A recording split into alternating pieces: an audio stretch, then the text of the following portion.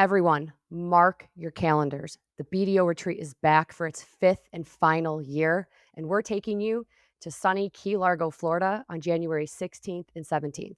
This is not some typical stuffy conference. I'm talking real strategy, real takeaways, and real conversation and growth with the best in the biz. We're talking game-changing workshops, killer conversations over dinner, and sunsets that'll make you even forget you're on a work trip. Spots are limited. Tap the link in the show notes to register now. Warning: the views and opinions expressed in this program are our own and/or those of our guests. They do not necessarily reflect the views or positions of our employers. Viewers' discretion is advised. And they came back and they did not accept a single addback. And the seller was so pissed. The LOI expired and they jumped LOIs and took a different deal.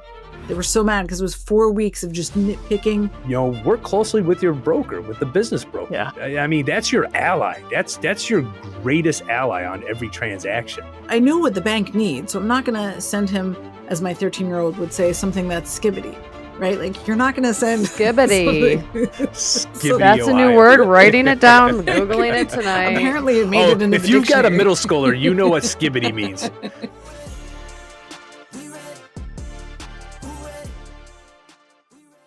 I find it's always better when there's a woman with fun stories, because like all the guys have fun stories because they're allowed to get away with murder. But then when a woman comes in, and she's got some sass and some spice and some fun crap that happened, you're like, okay, this is even better. So Emily, I'm I have excited. less sass than I used to. I'm definitely like less sass, but like still like some sass.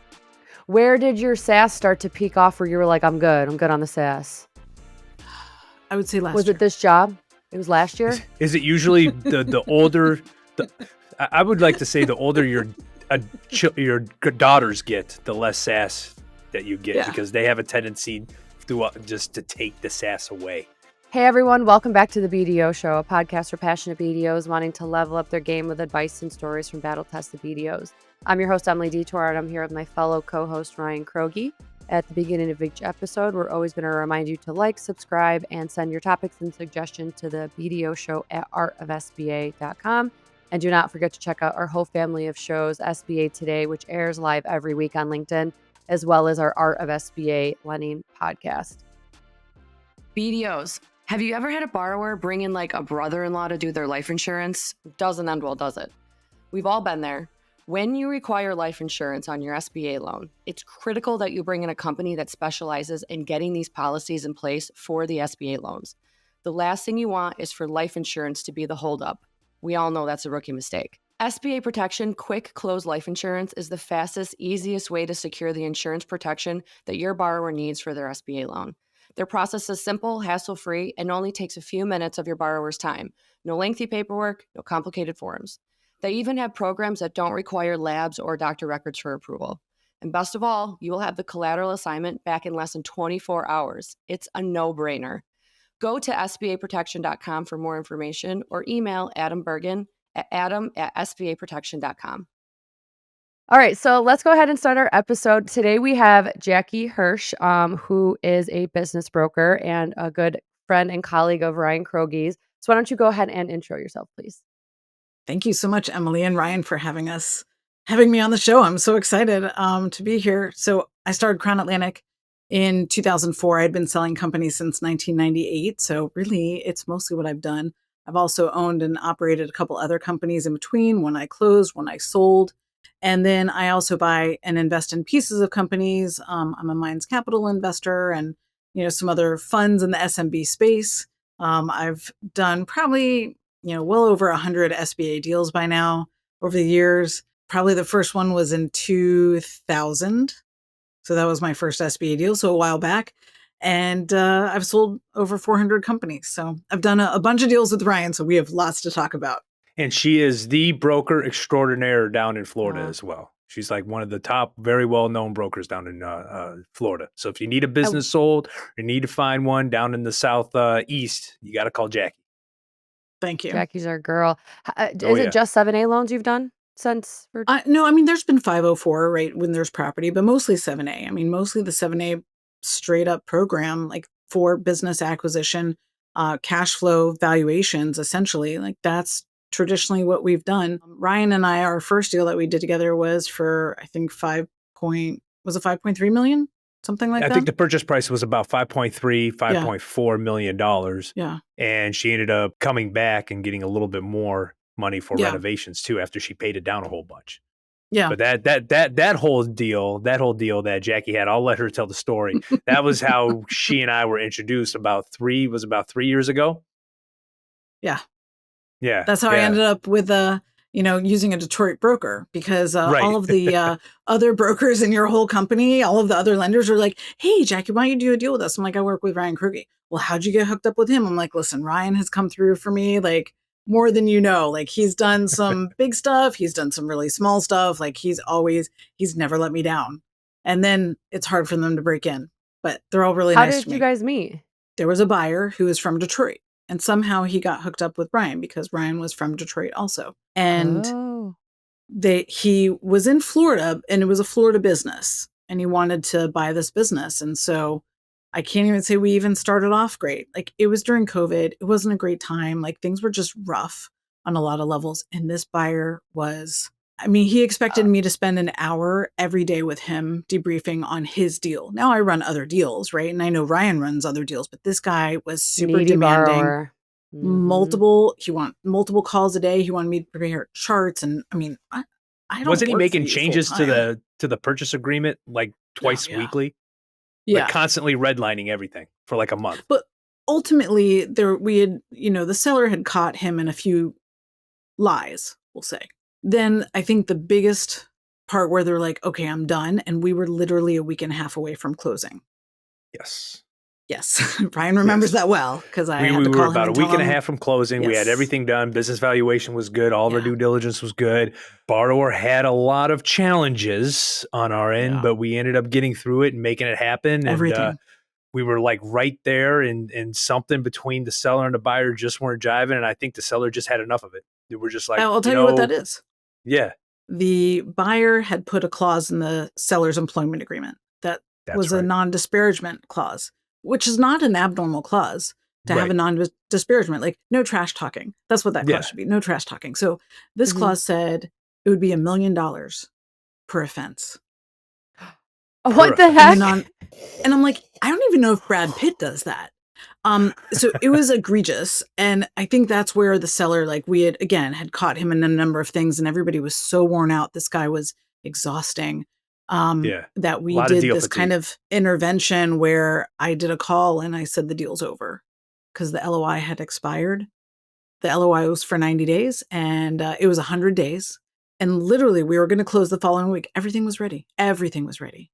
And then we put a kibosh on it, and that guy went crazy. And it was a great deal. It was an 8-location retail business that's been a staple in the Florida market for years. Cash flowed very well, very well run. And it was just, it had a wholesale retail operation to it. It was just great. And our buyer was okay. He wasn't the best, but we were able to make it fit. And he was a guy that I knew up here in Michigan. And let's face it, when you're done with Michigan, where do you go? You go to Florida. So, I haven't left yet, but I'm already dressing like I'm down there. And so, once that fell apart, I don't even think it was a month later, Jackie called me and was like, I got another buyer, but they're hot to try. I got a buyer. If I give her to you now, how quickly can you close? Can you do this in 30 days? I didn't say 30 days. That's an unreasonable ask. But I said how quickly. I did ask how quickly. How quickly. And I said quick, because we had all the due diligence. Our underwriter liked the deal. Our underwriter liked the business. We just needed someone who fit into this peg. And we did. We found, actually, this was a significantly better buyer than our last one. She had retail operation, multi-location experience. She was just going from one industry to the next. And we got it done. How quickly did we get that done, Jackie? I think it was like 55 days. It was like 55 it was definitely days. under 60. We cranked it out, and she's been phenomenal. She's been operating the business ever since. Grown it, and just like incredible. Grown it, taking it to the next level. She paid down her SBA loan tremendously, like a bunch within the first couple of years, because she was up against the $5 million limit, came back, took it back up to the $5 million limit because she wanted to do a whole bunch of renovations, and then even catapulted revenues even more. So she's a great operator. It was a perfect transaction, but that's essentially how Jackie and I met, working on that deal and getting through it and getting it done. And ever since, I've worked with Jackie and her brother Lee at Crown Atlantic, and it's been great. We've got a deal right now. I'm working with Jackie's brother Lee on. It's another company down in the Florida market, and this is something. If I could give any advice to sellers, any advice at all, when you are selling your business, make sure you have your financial house in order and you're watching everything. You're watching everything like a hawk. And if you've got your tax returns put together, you're dealing with a professional like Jackie and her brother Lee, and they're saying everything looks good. We can sell it for X. They got a purchase agreement for X. Everything's looking great. Those interim financials from your last tax returns are going to be key, because we got those interim financial statements a week ago and it was not looking good. They were down a lot. I won't say a lot, but they were down enough to be under break even on our debt service. And so I called up the borrower and I called up Lee, and I'm like, hey man, what's going on? This isn't looking good, because they basically blanked July. It was either July or June. They just blanked for whatever reason. There was nothing reported there. I'm like, something's off on this. And the seller, I almost said his name. The seller calls me. He goes, I've got $200,000 worth of work for that month. It's going to look awesome. It's probably having one of my best years ever. I'm like, something's going on with your accounting. Something's going on with your bookkeeping that's not making sense at all. I'm like, please get with your CPA. This went on for about 3 days.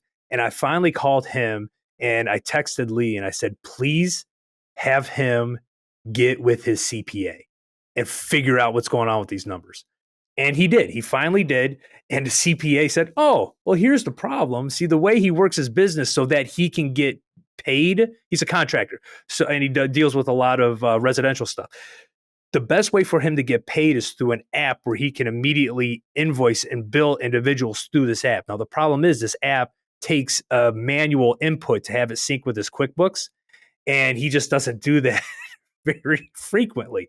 So the CPA went in, had to extrapolate all the data from his app, put it into QuickBooks, update all the numbers, and send them to me Monday.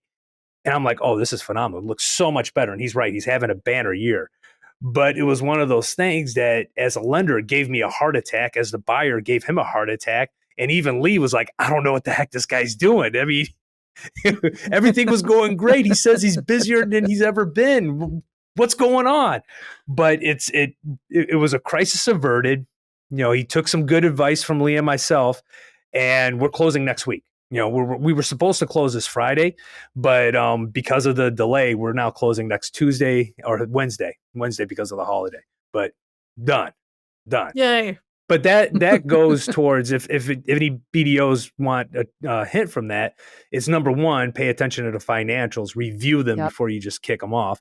But number two, you know, work closely with your broker, with the business broker. Yeah. I mean, that's your ally. That's your greatest ally on every transaction.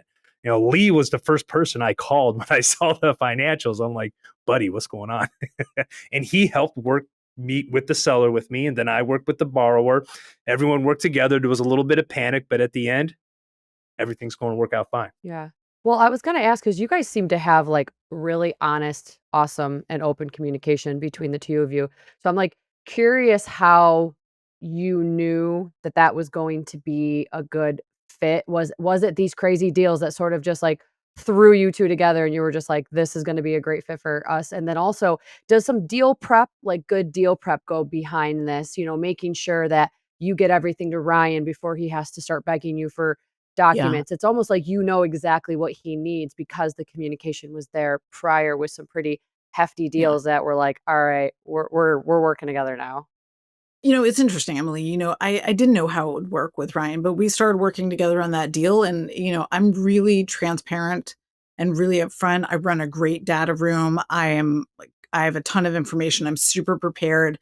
When you send a closing checklist, I begin filling it. I mean, we're on top of it. Like, that's how we've done so many deals. Like, we do not mess around. And Ryan knows that. Like, when I call, Ryan's like, hello, Jackie, how are you? Like, I mean, he knows I do not mess around, and I appreciate that. Yeah. And so when I work with lenders, because I can't control always who I work with, right? I show up and try to do the absolute best I can on my end with what I know. And I hear from some of these lenders that like, sometimes the broker just makes an introduction and then they show up at the closing table and that's it. And that's not me. Like I am in the deal. Like I roll up my sleeves and I'm in the deal and I'm like stressed out if the buyer or the seller is stressed out. And, I'm panicking if they're panicking. Like we are in it. And I assist with certain tasks that I hear other brokers don't, like maybe working with the landlord. Like there's another deal that Ryan and I are working on right now, and the landlord is in New York. So always fun. Yes. So big time landlord. Oh yeah. Big, huge landlord. So right. Hey guys, we have a special announcement for anybody involved in M&A transactions. Our partner, Peak Business Valuation, have put together a resource just for BDO Show listeners, and they're giving it away for free. It lists out the rule of thumb formulas, or as Kroge would like to say, the down and dirty, for some of the most common industries that SBA lenders finance. I promise you it's going to come in handy. Kroge's literally still using the one he got from Nagel in 2002. By the way, if you're not thinking about evaluation at the pre-screen phase, you are missing the boat. A lot of BDOs tend to focus on the debt service coverage and they're missing the valuation completely. That's a rookie move and it will become a problem. As a consultative BDO, you should have a sense of whether the business is going to value out. And Peak's handy dandy rule of thumb is here to help. Go to peakbizval.com/BDO show to get yours today. The buyer and seller are like, Jackie, we don't know what to do. Like there's a commercial broker and then there's a broker for the landlord. And those two guys have been communicating. And basically I bypassed them and called the attorney in New York. Well, it did go well if you want to say that I got a response, because this guy called me up screaming that he's in New York.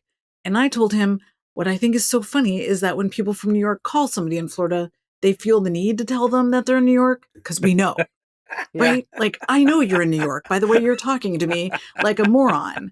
And just because I'm from Florida doesn't mean I'm a moron, but I appreciate the sentiment, right? And so I have to deal with this. And the seller was very upset that this guy in New York. Did you know that? Well, Emily, I didn't say it. I didn't even say it. Anyway, that's awesome. But this guy like calls and he's like ripping me a new one. So I'm just trying to like maintain composure. And I said, listen, I really appreciate this call. And I'm so sorry that I did not follow protocol. I am not a commercial broker and I just handle the business transaction and my buyer and seller are panicking.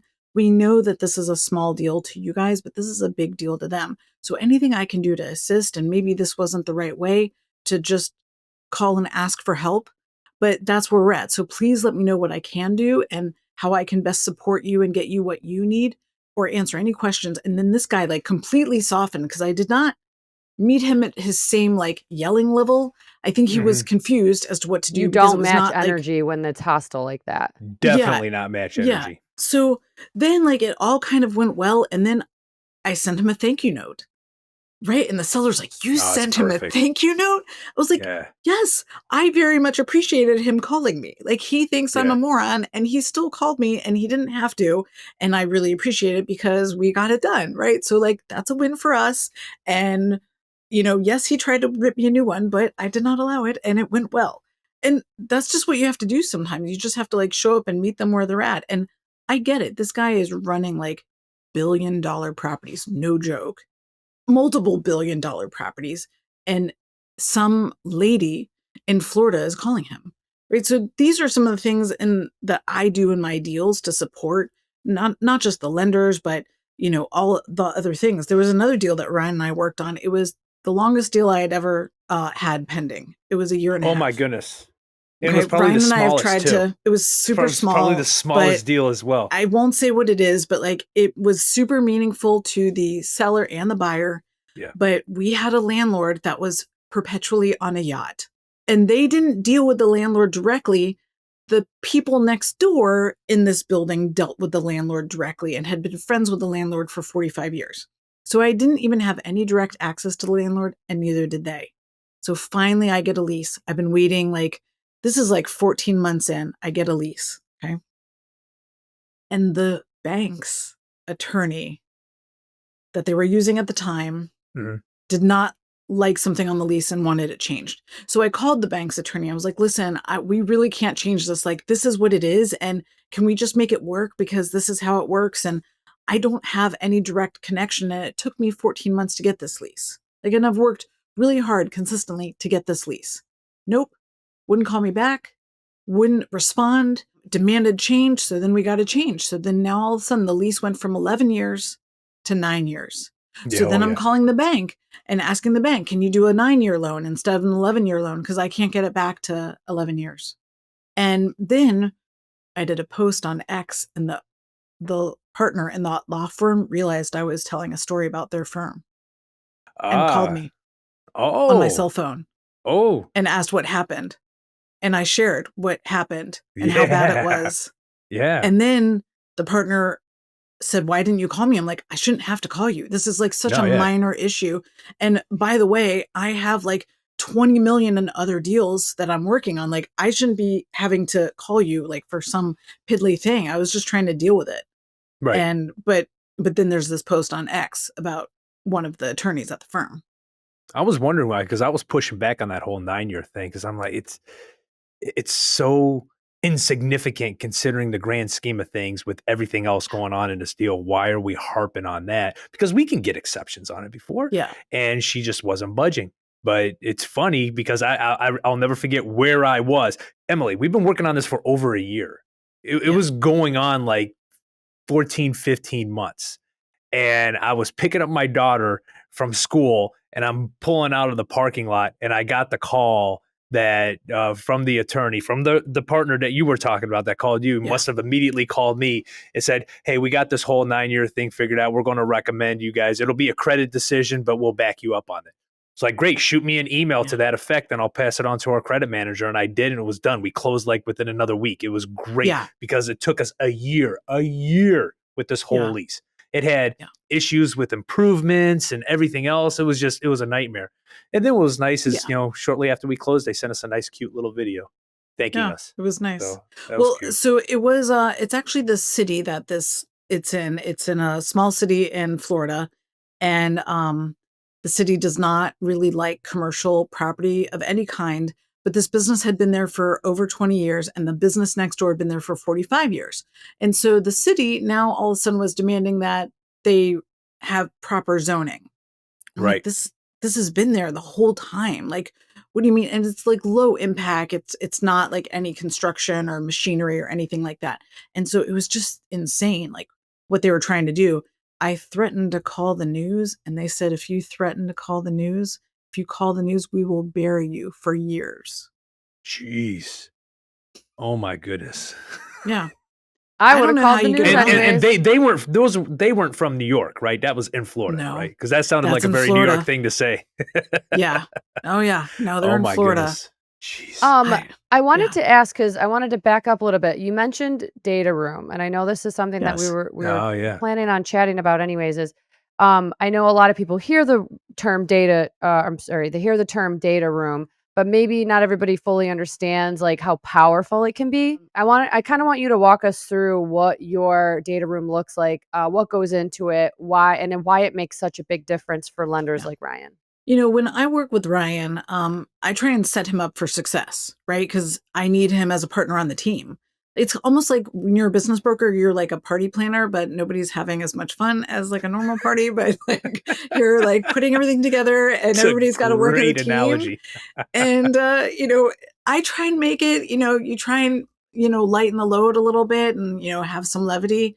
When I run a data room, first of all, you have it laid out like with financials and tax returns and P&Ls. You is it have a platform the items, or is it a bunch of it's folders? A platform that you use? Okay. It's a platform. You can use a Dropbox, right? You could use a Dropbox or Box.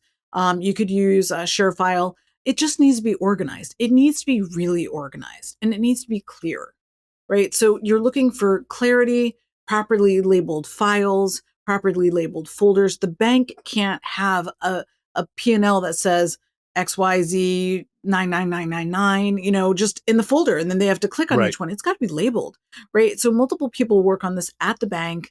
Then sometimes the valuation team works on it. If they have a third-party valuation, then sometimes the bank's attorney looks at certain things. So it's got to be clear that anybody who walks into the data room that's led in by me, they can see what they need. And if they can't, they can easily ask. Then I have a due diligence folder. And sometimes I run things differently, like in the folder, I have lists. I have a Q&A that populates.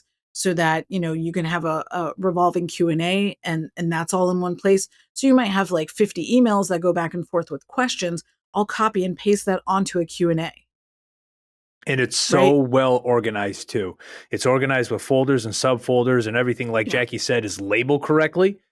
And it's all up to date. We get updated financial information. I get 2 emails. I get an email from Jackie with the updated financial information. Then I get a notification saying that it's been uploaded to the data room, because she gives me access to it. She gives my assistant access to it. She gives my closer access to it. And sometimes, in some cases, when we've had pretty complicated files, I've asked for my underwriter to have access to it so he can go in and read everything. And it's phenomenal. And one of Jackie's complaints with working with us at First Internet Bank was that we didn't have an easy way to get documentation to us. Mm-hmm. And I have to say, and I'm saying it for the first time on this podcast, that we've made a significant investment, and I mean a significant investment, in a platform. It's called Parlay, and it utilizes AI, and it's very user-friendly, that you can upload information to this platform, and not only will it label it correctly for you, it'll read the documentation, what's in it, and help us analyze it as well. And I'm not a technology guy, but this is like really impressive, this whole entire platform. We just started rolling it out, and we've just started using it with all of our customers. And matter of fact, one of my buddies, Alan, who's more tech savvy than I am, I asked him to play with it, use it a bunch of times, and then tell me the good, the bad, and ugly before I start using it. Because I'm the type of guy, I'll start using technology, and if I don't use it right, I will completely ruin it for myself from ever using it again. No, so Alan used it. He used it the right way. He called and did a whole Zoom call with me on how he uses it. Now I use it all the time. It's phenomenal. Customers love it. They log in, they answer a short few questions. It gives them boxes to upload information. It uploads it. And then what I see is it renames it to what it actually is. And then it takes information out of it and it analyzes it. It is really cool. And it puts together super quick too. Very quick, like almost immediately. It's going to revolutionize the game.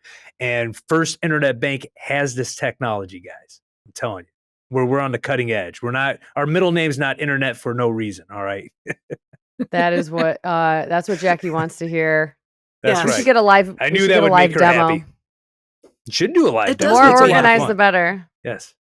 So once I'm starting to roll this out on all new applications. So the next application we get, we'll get you set up in the data room and your customers, and it's really cool to use. Okay. It's just like, because Jackie gave me a hard time one time because she did work with the bank who had a platform that was really easy to use, and she explained it to me, and I think ours is going to be easier and even better. Have you found yourself double checking it to be like, there's no way that this didn't miss something? No, I'm not like tech savvy enough to do that. I'm just not. I'll ask somebody else with tech for that. Yes. Yeah, it tells me what it is. I open it and I go, yeah, that's what it is. And then it gives me an analysis. So-and-so is requesting $2 million to acquire this, that, and the other, and everything else. And it gives a whole entire narrative. I'm like, oh, wow, they got this after just a bunch of documents. And then it goes, and so-and-so's background, because we have them upload a resume, right? So they upload a resume, and then it says, so-and-so's background is this, that, and the other. And it works well for this industry because this, that, and everything else. I'm like, oh my goodness, this is kind of scary how well it puts that analysis together.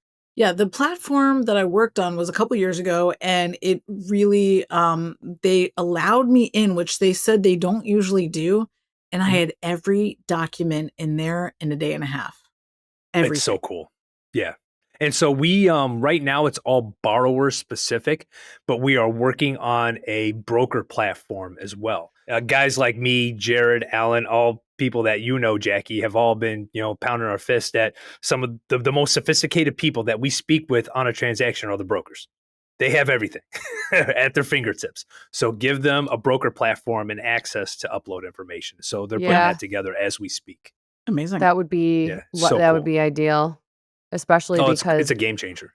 Yeah, it would also take a lot of that pressure off the borrower who may not know what they need, but the broker's like, I know exactly what you need. Another thing we wanted to talk about quickly, Kroge, you kind of brought this up, was how addbacks can sometimes be a sticking point between brokers and lenders if they're not well explained, and I was curious how you guys approach putting together a clear list of ad backs so there's no confusion or pushback later in the underwriting process.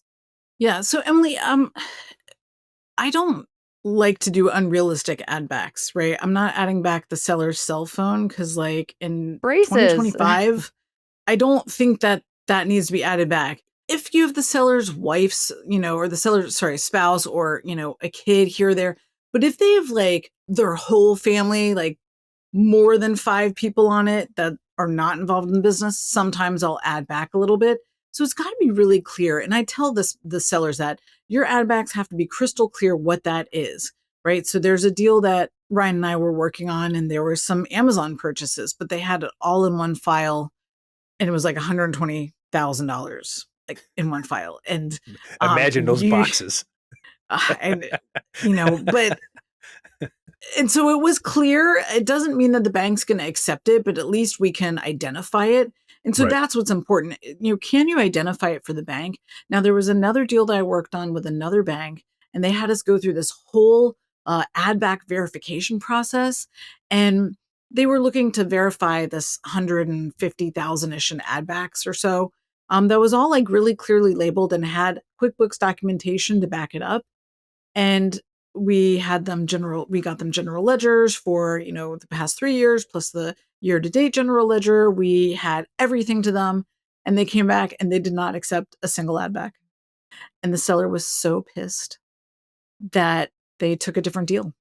The LOI expired and they jumped LOIs and took a different deal. They were so mad because it was 4 weeks of just nitpicking them to pieces, and didn't like that. So pretty interesting. Yeah, and Jackie will usually, before she takes a deal to market, she'll bring it to me and have me preview it. Say, what do you as the lender see on this transaction, and what can you finance? This is what we're looking at. We're looking at 2.5 or $3 million, and these are the assets. What do you think? Can you finance it? And I'll give her my 2 cents, and if I really like it, I'll put together a pre-qualification letter for her to put on her listing as well. And so that gives me a heads up on what transactions she has out there, and also has a file ready to go on it too. So when we do get a borrower ready with an LOI, we're already ahead of the game. Well, I send him a full SIM, tax returns, year-to-date P&L, current balance sheet. I mean, ready. Like, my deals are ready. Like, Ryan rarely says no because my stuff is good. I don't go to market with stuff that's not going to be good. Right. And I know what the bank needs, so I'm not going to send him, as my 13-year-old would say, something that's skibbity, right? Like, you're not going to send skibbity. Skibbity, that's a new word. Writing it down, Googling it tonight. Apparently, it made it into if the you've got a dictionary. middle schooler, you know what skibbity means. I don't. I have a 5-year-old dog. I don't like my numbers to be sus. I always put the fries in the bag. So, nice. This is just like, this is great. So, Sus. that's, you have to like make sure that you're prepared. And I like to be prepared when I talk to a lender. And then the other thing is, sometimes I get a buyer, and often like they have their own lender that they've been working with. And so I send it to them, and like, boom, boom, boom, here's all my stuff here, and I'm ready. And they know I'm not messing around, and they are worried I will take this somewhere else. So they are like clamoring to make sure that they get me what I want. Because if I call my buyer and I'm like, these guys are not ready, we can't work with them because they don't know what they're doing. They couldn't answer any of my questions. Like, do you underwrite your own deals? What's your process? Like, I ask deep questions because I know what needs to happen. And so sometimes I have lenders that realize that they have like underestimated like this broker. Here's a question for you, Jackie. I mean, ETA in the whole searcher community has exploded over the last couple of years. I mean, it's gotten huge, and you are entrenched in it. You've given me a lot of pointers on how to get more involved, how to work with new business owners that are out there searching in this whole entire community. So you've got a really good hand on the pulse. What are you seeing? I mean, is there any signs of this slowing down, or is it just going to get more and more rapid? And what's your outlook for all of ETA? Yeah, that's a great question. So ETA is going to continue to expand. And for those who don't know what ETA is, it's Entrepreneurship Through Acquisition. And what that means is you're buying a company and then you're using your entrepreneurial skills to get in there and fix it up and improve it, right? That's what you do as an entrepreneur. You take something and you make it better and you put your own spin on it. You don't have to start something completely from scratch. Like, you can have a vehicle and then design the outside however you want, but you didn't make every engine component in that vehicle. And so that's what people are doing. Is ETA going to continue to explode? Yes. Why? There's not enough investment banking jobs. People are looking for, high net worth jobs and they're not finding them. The issue is, I don't know. While I believe anybody can own a business, it doesn't mean anybody should. And so you have these people who want to buy a business, and you have to have an insane amount of confidence to do this. And I know that when I was 26 and I started Crown Atlantic, people thought I was crazy. What do I know? I'd maybe only sold maybe 20 businesses or 30 businesses probably at that time, maybe more, maybe as many as 50, but not that many, right, in the scheme of things. And, here I was just going out on my own and doing it with my own money. I didn't get an SBA loan. It was completely bootstrapped. I honestly wasn't even sure if I, could have gotten a loan, although I think now I could have. But there's no other path other than entrepreneurship for people to get freedom of time. And if you value time and you value your own time, then you need to be in some sort of career path that allows you some level of freedom. If you want to pick up your kids at 3, you can't work at a normal job and be like, I'm just going to leave for a half hour and I'll be back in a little bit and I'll have my kid with me, but they'll be sitting quietly doing their homework. Now, I did have a seller that had an employee like that because he loved this employee and he's like, whatever you, and the kid was like the mascot at the office. And the kid every day, like she'd leave and go pick up the kid and bring him back to the office and he'd do his homework and have snacks. And like, that's just what it was. But he really valued his staff and he made that happen. So if you want freedom of time, then the path of buying a business is going to continue to explode and ETA is going to continue to explode. Will people be able to raise money the same way? I don't think so. In 2016, they made all those changes to the SOPs, and that allowed for a lot more flexibility. And then recently, in June, they changed it back to, as my brother and I say, the way it used to be. So you and I were laughing about that. I'm like, they're like, oh, these SBA changes are terrible. And Lee and I are just laughing. I'm like, no, it's just how it used to be. 20 years. Yeah.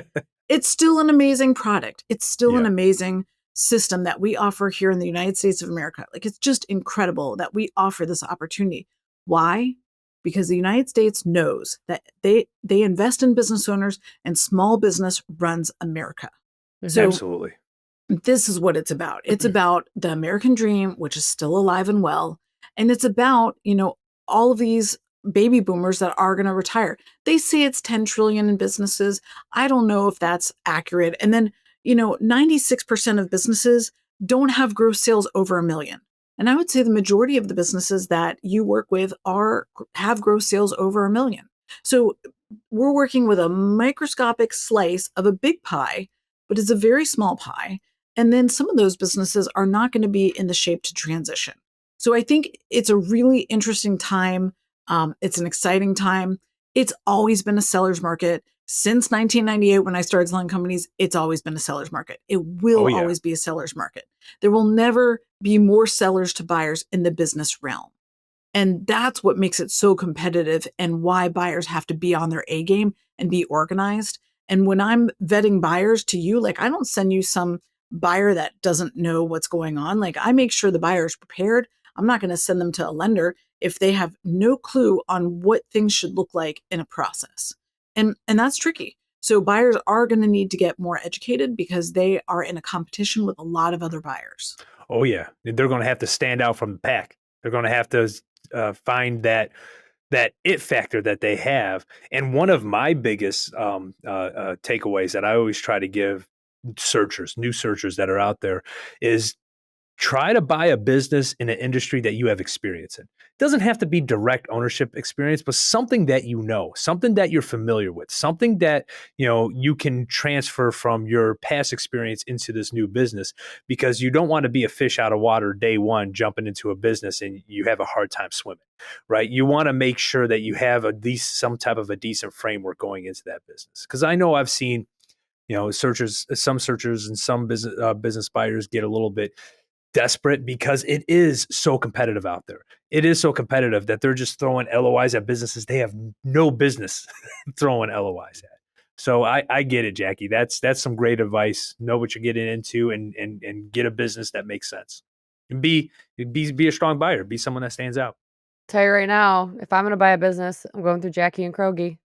No, for a That's fact. I right. appreciate it. Thank you, Because Emily. I love Jackie's energy. I think she's wonderful. And you're Oh, smart. Jackie's fantastic. Yeah. Thank You're you. a smart Yeah. woman, and I love that. So thank you for Yeah. being on our episode. That was awesome. How about some quick parting advice for BDOs working with business brokers? Just anything you got, because I feel like whatever rolls off your tongue is going to be wonderful. I like it. Well, okay. Gosh, I better I'm pulling out as much good advice as I can. Okay. I think for BDOs, the way to build relationships with business brokers, everybody comes out and says, hey, we can do a 7A loan, or hey, we can do this. Every bank has a real buy box of what they like. Like there are deals that they really like. And I think that they want to talk to brokers like, hey, this is how we solve problems. And this is what we do to solve problems. This is one of my favorite things about Ryan Kroge is he knows how to solve problems and he will get in there and roll up his sleeves. And I don't know if it's because he's a longtime husband and father of 4 girls, which God bless him. My dad had 4 kids, not easy, he will problem solve. And so if you can show brokers that you will problem solve and support them and work with them, you're in the trenches, that's how you'll get loyalty. That's how you'll get people to help. I spoke with Alan and Alan's great and Jared's great, but they know oh yeah, she works with Kroge. Right. And it's just so funny. And maybe it's because we've worked on so many deals, but brokers want certainty to close. They want that with the buyer. They want that with the lender. And so if they don't feel that the lender has the tenacity to help get the deal across, because Lee's my brother and my business partner. Lee and I will call Ryan and say, hey, we are having a problem. Here's what it is. And Ryan will then kind of try and sort it out on his end because it's a team approach. And so Absolutely. I think BDOs do not think about the broker as a customer. And I am a customer. And Ryan knows I'm a customer. Oh, yeah. Right? But a lot of times the BDOs are like, oh, yeah, that's just some broker. Right now, after all this time and this flywheel that I've created and hundreds of deals, yeah, I have lenders calling me. But at first, they would ignore me. And I remembered that. They wouldn't talk to me. They wouldn't give me the time of day. And I had good stuff, but they're like, yeah, she just doesn't really know, she doesn't know what she's doing. But there was a lender, my first SBA deal in 2000. There was a lender who was always really nice to me. He happened to be from New York. Anyway, he was really nice. He was in Florida, but he was a New Yorker transplant. And I told him that I had this business and I had these people and I really wanted to get the deal done. And he really helped. And there were some unsavory things about that deal. Interest rate was 13% for that deal. And, again, this is 2000, so interest rates were a little higher, but to do this deal, they made the interest a little bit more to make it work. And I had money down and those people got an amazing business. They still own it to this day. And I've sold them 3 other companies. They have an empire now. They barely had enough money to kind of just kind of piece it together to get that deal. And they are wealthy. They are truly wealthy. And I didn't know this for a long time. The husband of the business who, the kid's dad, and the kids are now we're friends because we're, all peers, but he died the same year my dad died. And we found that out and we, this is in 2021. So we started talking about apparently their dad always would say a prayer for me because they were so grateful that I worked with them on that deal. They moved to America and they were US citizens just by this, but they did not speak English. It was crazy how it all worked. And so I helped them and nobody else would. And so I still have that relationship and I feel really lucky to be involved in that. So I think if BDOs have long-term relationship approaches to their community, they will go much further in their career. I love that. I absolutely love that, Jackie. And I love the fact that it doesn't matter if the deal's too big, if it's too small, if it's something you believe in, make it happen. I mean, everyone wants to act like water, take the path of least resistance. What's the quickest, easiest way so I can get in and out of this transaction? And that's not what makes a name for yourself. And that's not what makes a reputation for you in your community. You have to take the hard deals. You have to look at the ones that are difficult because you're helping the community out. You're making a name for yourself, and you're doing so by going above and beyond what every other BDO is not doing. Yeah, I love it. That's some great parting advice, Jackie. All right, Jackie, thank you so much for being on the episode. Kroge, as always. Yes, thank you so much. Everybody, don't forget to like, subscribe, and send your suggestions to the BDO Show at artofsba.com, and we will see you next time.